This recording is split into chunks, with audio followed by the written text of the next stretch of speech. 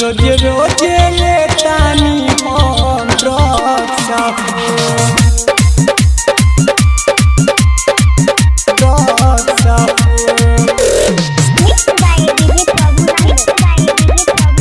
रोज रोज लेतानी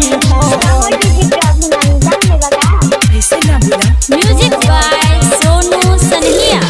टूटल बा दिल तोहरा सदिए के दिन से ले गइलू खुशी हमर के हीरो से छीन के ले गइलू खुशी हमर के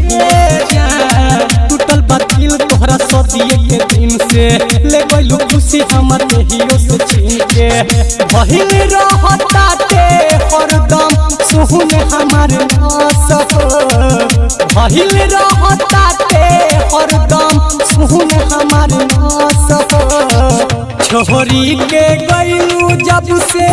तू ससुराल तब से रोज रोज लेतानी हम ड्रग्स छोरी के गइलू जब से तू ससुराल तब से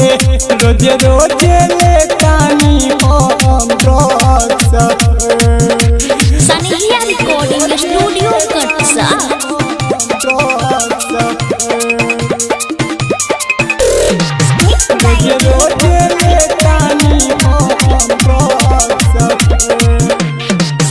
बनी पागल आए वाला पागल खाना आए वाला लगता है कि फेल होई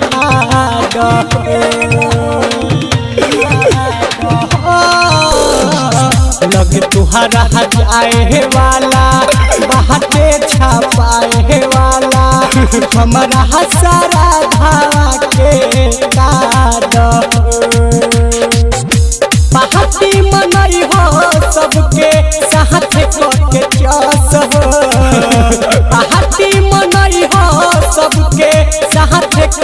चस छोरी के गइलू जब से तू ससुराल तब से रोज रोज लेतानी हम ड्रग्स छोरी के गइलू जब से तू ससुराल तब से रोज रोज लेतानी हम ड्रग्स रोज रोज लेतानी रोज रोज लेतानी